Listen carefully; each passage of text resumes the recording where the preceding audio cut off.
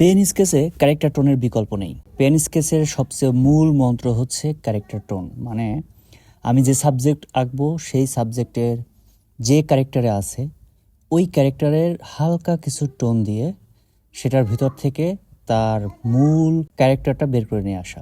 মানে হচ্ছে আমি যদি গাছ আঁকি, এখানে গাছের যে টোনে আছে, যে টোনের স্কিনের যে টোনটা আছে ওই টোনের সাথে তাল মিলিয়েই আমি স্কেচ করব বা লাইন দিব। এছাড়া যদি আমি উল্টাপাল্টা লাইন দিতে থাকি তাহলে গাছ হবে ঠিকই, কিন্তু এক্স্যাক্টলি কি গাছ কোন ক্যারেক্টারে আছে সেটা বোঝানো কঠিন হয়ে যাবে। এবং সেটার জন্য আমি টোন খুব পাতলা কলম হলে, মানে হচ্ছে পিন খুবই চিকন হলে, তখন আমি কিন্তু বিভিন্ন টোন দিয়েও আনতে পারবো। একটু মোটা হলেই বিপদ। কিন্তু সেক্ষেত্রে যদি আমি খুব সিম্পলি ইউজ করি যে যে ক্যারেক্টার আছে সেই ক্যারেক্টারের ধাঁচ অনুসারে ডার্ক লাইট করি, তাহলে স্পষ্টই বোঝা যায় যে হ্যাঁ, এটা এই ক্যারেক্টারের গাছ। এটা সব সাবজেক্টেই সেম।